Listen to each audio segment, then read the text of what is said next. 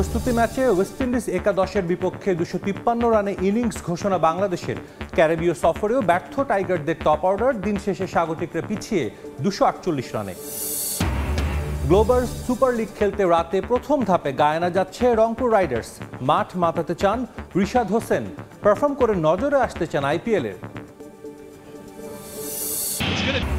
নারী ফুটবলে দায়সারা পুরস্কার নয়, ব্যক্তিগত পৃষ্ঠপোষক চান অধিনায়ক সাবিনা খাতুন। ফ্র্যাঞ্চাইজি টুর্নামেন্ট আয়োজনের পুরনো আশ্বাস বাফুফের। এবং চলে গেলেন স্বাধীন বাংলা ফুটবল দলের অধিনায়ক জাকারিয়া পিন্টু। দীর্ঘদিন ধরে ভুগছিলেন কিডনি, হার্ট ও লিভার জটিলতায়। ফুটবল ফেডারেশনের শোক।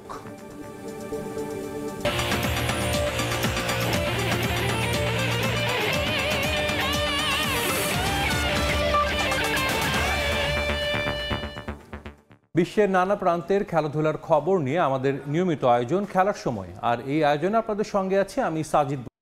আইপিএল খেলাটা স্বপ্ন হলেও এ নিয়ে খুব বেশি উচ্ছ্বাস নেই রিশাদ হোসেনের। তবে পছন্দের দল কলকাতা নাইট রাইডার্স বিশ্বের সবচেয়ে বড় ফ্র্যাঞ্চাইজি লিগে সুযোগ পেলে নিজের সেরাটা দিতে চান এই লেগ স্পিনার। আসন্ন গ্লোবাল সুপার লিগে পারফরমেন্স দিয়ে সবার নজর কাটতে চান তিনি। বোলিংয়ের সঙ্গে ব্যাটিংয়েও আগের চেয়ে উন্নতি করেছেন বলে জানান রিশাদ। গ্লোবাল সুপার লিগ সামনে রেখে অনুশীলন শেষ করেছে রংপুর রাইডার্স।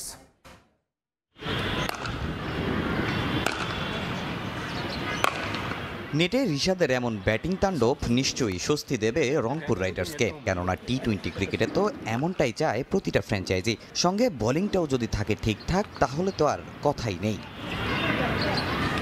বর্তমানে টি-20 ক্রিকেটে বাংলাদেশের অন্যতম ভরসা যে রিশাদ হোসেন, সেটা আর বলার অপেক্ষা রাখে না। তাই তো বিশ্বমঞ্চের লড়াইয়ের জন্য তাকে দলে ভিড়িয়েছে রাইডার্স।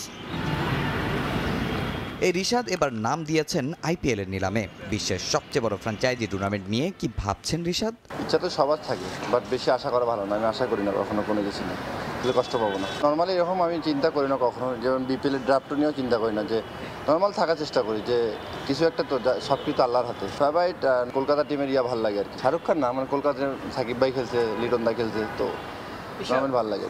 একটি ফ্র্যাঞ্চাইজি লিগ সুযোগ করে দেয় আরেকটা ফ্র্যাঞ্চাইজি লিগে খেলার। রিশাদ খেলতে যাচ্ছেন গ্লোবাল সুপার লিগে। এই টুর্নামেন্টকে বড় চ্যালেঞ্জ হিসাবে নিয়েছেন এই লেগ স্পিনার। এখানে ভালো করে অন্য ফ্র্যাঞ্চাইজি টুর্নামেন্টের দুয়ার খুলতে চান রিশাদ।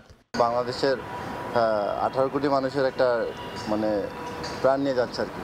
যেমন বাংলাদেশ টিম বাইরে খেলতে যায়, সেম টাইপেরই আর কি এটা হচ্ছে। তো আশা করবো ইনশাল্লাহ ভালো কিছু হবে। এক জায়গায় ভালো খেললে 2-4 জায়গায় অপরচুনিটি বাড়বে, তো আমি চেষ্টা করবো। ওয়েস্ট ইন্ডিজের গায়ানায় গ্লোবাল সুপার লিগ শেষ করে জাতীয় দলের সঙ্গে যোগ দেবেন রিশাদ হোসেন। সেই সিরিজটা বেশ গুরুত্বপূর্ণ রিশাদের কাছে। তাই সুযোগ পেয়ে বোলিং নিয়ে আলাদাভাবে কাজ করেছেন দেশের সাবেক ক্রিকেটার মোহাম্মদ রফিকের সঙ্গে। ব্যাটিংয়ের পরামর্শ নিয়েছেন মোহাম্মদ আশরাফুলের কাছ থেকে। ওয়ার্ল্ড কাপ শেষ করার পর অনেক কিছু বিষয় নিয়ে কাজ করতেছিলাম, ভেরিয়েশন এবং লাইন লেন্থ। তো আশা করা যায় ইনশাল্লাহ সামনের যে সিরিজগুলো আসবে ভালো করার চেষ্টা। না, উনি অনেকদিন পর ওনার সঙ্গে দেখা হলেন, বলতেছিল যে ভালো হচ্ছে, এটা একটু করে ট্রাই করতে পারো, এই আর কি। আমি ওনার সঙ্গে খেলছিলাম, তো বন্ডিংটা অনেক ভালো। তো আসার পরে কাজ করে ভালো লাগতেছে। তো আশা করবো সামনে খেলাগুলোতে আরও বেনিফিট পাবো।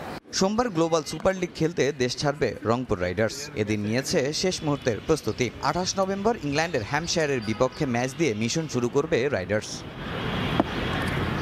তামিম হোসেন, সময় সংবাদ, ঢাকা। বাফুফে নারী ফুটবল দলকে সংবর্ধনা দিয়েছে একটি কর্পোরেট প্রতিষ্ঠান। বাফুফে ভবনে খেলোয়াড় সহ দলের 32 সদস্যকে রেফ্রিজারেটর উপহার দিয়েছে প্রতিষ্ঠানটি।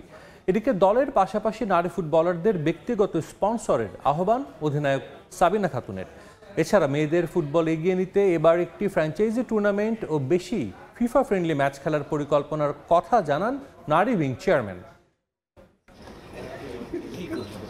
টানা দ্বিতীয়বারের মতো সাফের শিরোপা জয়ের পর প্রশংসায় ভাসছে নারী ফুটবল দল। পেয়েছে একাধিক সংবর্ধনাও। এবার সাবিনাদের সংবর্ধনা দিয়েছে দেশের একটি কর্পোরেট প্রতিষ্ঠান।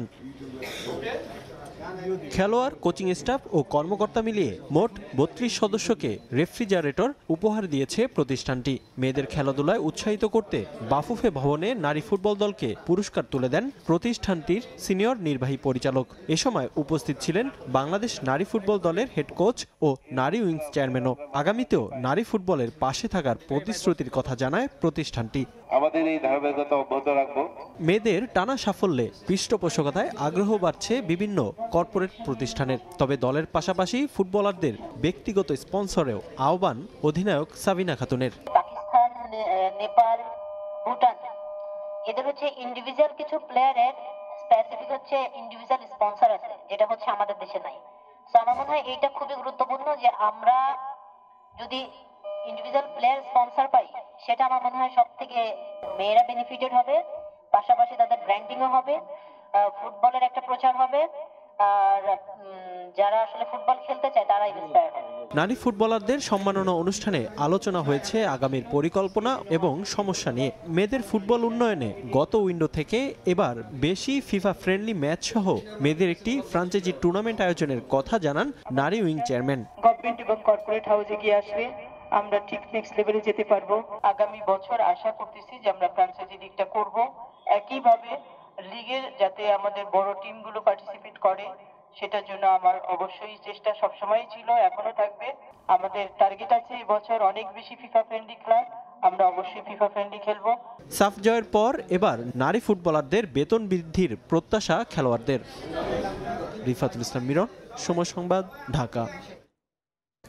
মারা গেলেন জাতীয় স্বাধীন বাংলা ফুটবল দলের অধিনায়ক জাকারিয়া পিন্টু। দুপুর 12টার দিকে রাজধানীর একটি হাসপাতালে চিকিৎসাধীন অবস্থায় শেষ নিঃশ্বাস ত্যাগ করেন তিনি। দীর্ঘদিন ধরে বার্ধক্যসহ কিডনি ও লিভারের সমস্যায় ভুগছিলেন 81 বছর বয়সী সাবেক এই ফুটবলার। তবে রোববার হঠাৎ করে গুরুতর অসুস্থ হয়ে পড়লে তাকে দ্রুত হাসপাতালে ভর্তি করানো হয়। সেখান থেকে অবস্থার অবনতি হচ্ছিল জাকারিয়া পিন্টুর। এরপর আজ দুপুরে ডাক্তার তাকে মৃত ঘোষণা করেন। স্বাধীন বাংলা ফুটবল দলের আন্তর্জাতিক অভিষেক ম্যাচে অধিনায়ক ছিলেন জাকারিয়া পিন্টু। ফুটবলার ছাড়াও মোহামেডান ক্লাব ও ফেডারেশনের বিভিন্ন দায়িত্ব পালন করেছেন স্বাধীনতা পুরস্কার প্রাপ্ত এই ফুটবলার। পাকিস্তান থেকে চ্যাম্পিয়ন্স ট্রফি সরিয়ে নিতে এবার অর্থের প্রভাব খাটাচ্ছে বিসিসিআই। হাইব্রিড মডেল কিংবা ভেন্যু স্থানান্তরে অংশগ্রহণকারী দেশগুলোর ক্রিকেট বোর্ডকে লোভনীয় অর্থ প্রস্তাব দিয়েছে ভারতীয় বোর্ড। শুধু তাই নয়, ভারতের প্রস্তাবে রাজি হলে ভবিষ্যতে বেশি বেশি দ্বিপাক্ষিক সিরিজ আয়োজনেরও অঙ্গীকার করেছে বিসিসিআই। তাদের বিরুদ্ধে এমন অভিযোগের খবর প্রকাশ করেছে পাকিস্তানের গণমাধ্যম। তবে টুর্নামেন্টের সূচি ঘোষণায় মোটে 2 দিন বাকি থাকা আইসিসির ওপর চাপ ক্রমেই বেড়ে চলেছে। বিসিসিআইকে বিশেষ সুবিধা দিতে আর্থিক ক্ষতির সম্মুখীন হওয়ার শঙ্কাও রয়েছে আইসিসির। চ্যাম্পিয়ন্স ট্রফির নাটকে এবার নতুন এক মোড়। পাকিস্তানে গিয়ে টুর্নামেন্টে অংশগ্রহণ না করার সিদ্ধান্তে অনড় অবস্থানে ভারত, আর টুর্নামেন্ট নিজেদের দেশে আয়োজনের সব ধরনের চেষ্টা চালিয়ে যাচ্ছে পাকিস্তান। ভারতের অসম্মতিতে পাকিস্তান থেকে টুর্নামেন্ট সরিয়ে নিতে সায় দিয়েছে ক্রিকেটের সর্বোচ্চ নিয়ন্ত্রক সংস্থা আইসিসিও। আর ভারতের পক্ষে অবস্থান নেয় আইসিসির ওপর ক্ষুব্ধ পাকিস্তানের ক্রিকেট ভক্তরা। আয়োজক পাকিস্তানও নাছোড়বান্দা। ভারত যদি চ্যাম্পিয়ন্স ট্রফি খেলতে পাকিস্তানে না যায়, তাহলে তারাও আর কখনো ভারতে তাদের কোনো দল পাঠাবে না বলে কড়া হুঁশিয়ারি দিয়ে রেখেছে।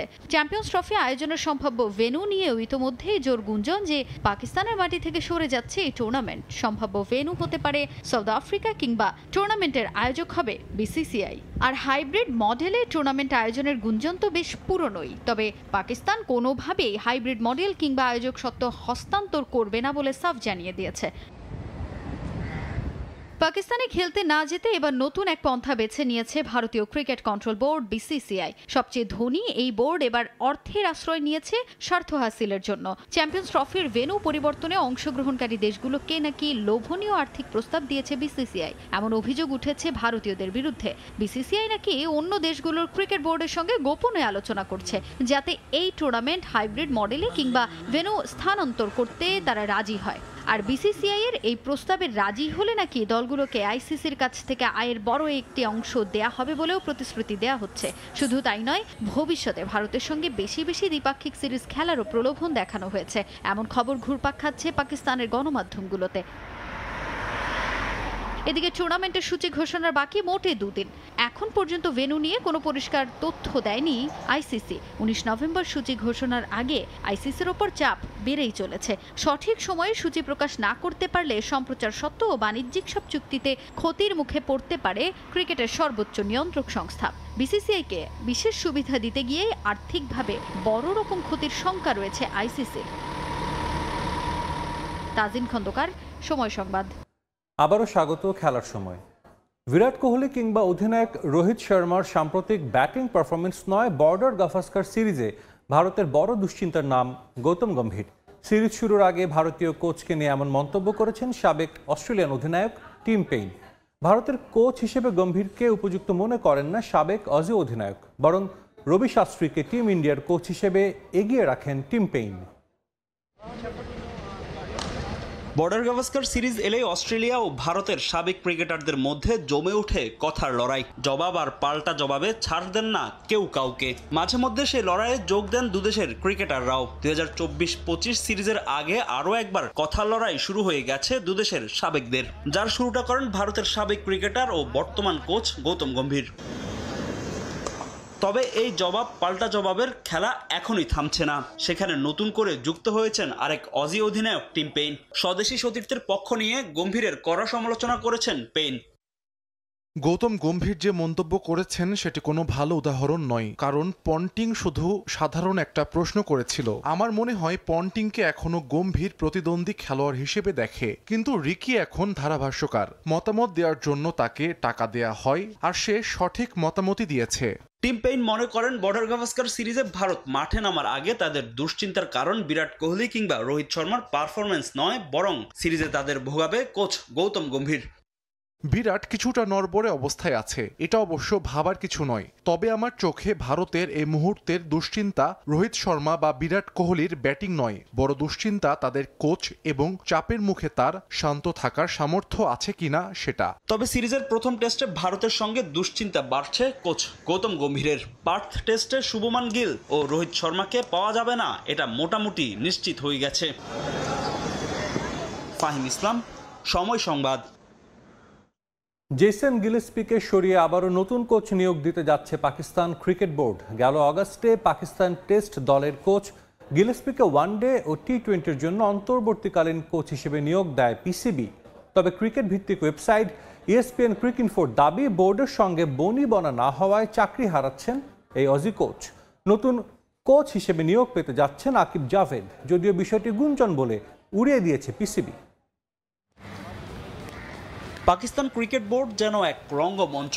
কয়দিন পর পরই বদলে যায় তাদের বোর্ড সভাপতির নাম। কোচ ও সিলেক্টর প্যানেল ঘন ঘন পরিবর্তন করা তো নিত্য নৈমিত্তিক বিষয়। পারফরমেন্স যেমনই হোক না কেন, পিসিবির মন মতো না হলে চাকরি হারাতে হয় সবাইকে।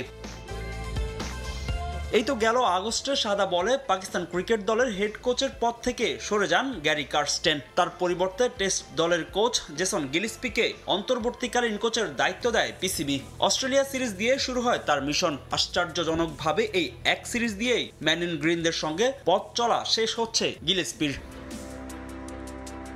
সাদা বলে পাকিস্তানের সঙ্গে গিলেস্পির শুরুটা হয়েছে দুর্দান্ত। প্রথম ওয়ানডে হারলেও পরের দুই ওয়ানডে জিতে 22 বছর পর অস্ট্রেলিয়ার মাটিতে ওডিআই সিরিজ জিতেছে পাকিস্তান। যদিও এক ম্যাচ বাকি থাকতেই টি-20 সিরিজ হেরেছে বাবর আজমরা।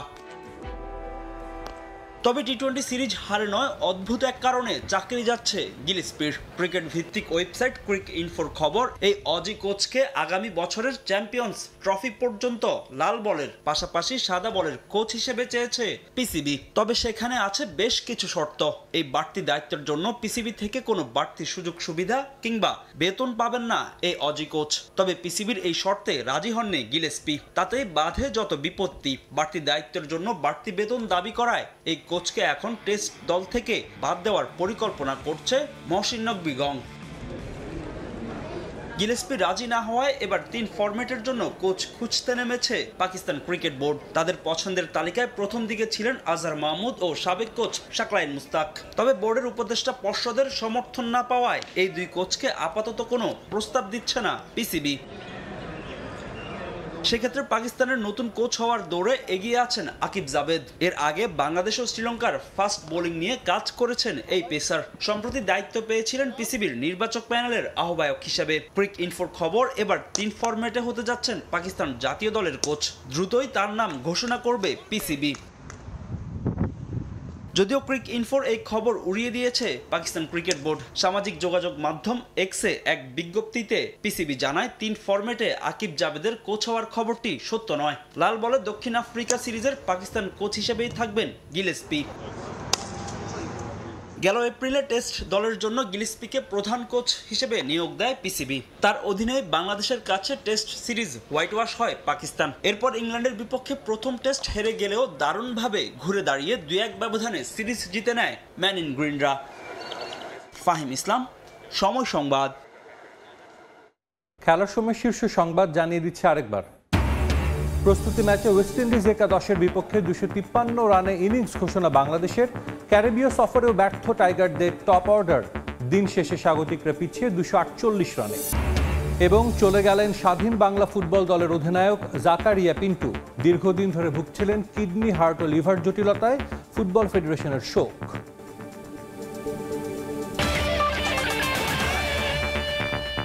এই ছিল খেলার সময়, সঙ্গেই থাকুন সময়ের।